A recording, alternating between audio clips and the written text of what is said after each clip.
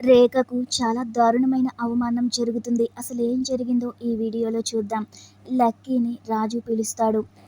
ఇందు అతన్ని ఓ ఇంటివాడిని చేయాలనుకుంటున్నట్లు చెప్తాడు.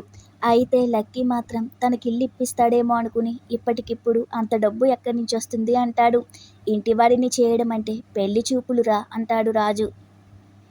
అయితే లక్కీ ఆ మాటకి చాలా సంతోషపడతాడు. ఐశ్వర్యతోనే పెళ్లి చూపులేమో అనుకుంటాడు. అయితే రాజు అసలు విషయం దాచేస్తాడు. రాజుకి థ్యాంక్స్ చెప్పిన లక్కీ, మనిద్దరం ఒకే ఇంటికి తోడల్లుళ్ళం కావాలనుకున్నాము. నువ్వు ఇందుని ఇంకా పెళ్లి చేసుకోలేదు కదా అంటాడు.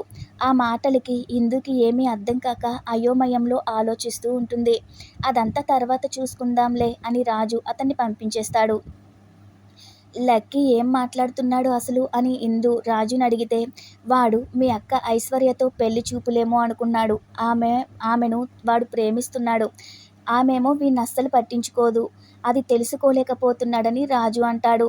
అప్కమింగ్ ఎపిసోడ్లో రాజు అనుకున్నట్లే లక్కీ పెళ్లి చూపులు ఏర్పాట్లు చేస్తాడు. వచ్చిన వాళ్ళు లక్కీ పేరెంట్స్ గురించి అడగటంతో చిన్నప్పుడే వాడిని తల్లి వదిలేసిందని రాజు చెప్తాడు. దీంతో ఆ తల్లిని వాళ్ళు తిడతారు.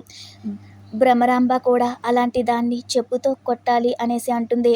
అంత దారుణంగా అవమానం జరగడంతో ఇక ఆవేశం పట్టలేక రేఖ ఒక్కసారిగా అందరి ముందు లేచి నిల్చుని ఏదో చెప్పబోతూ ఉంటుంది. Thanks for watching our video.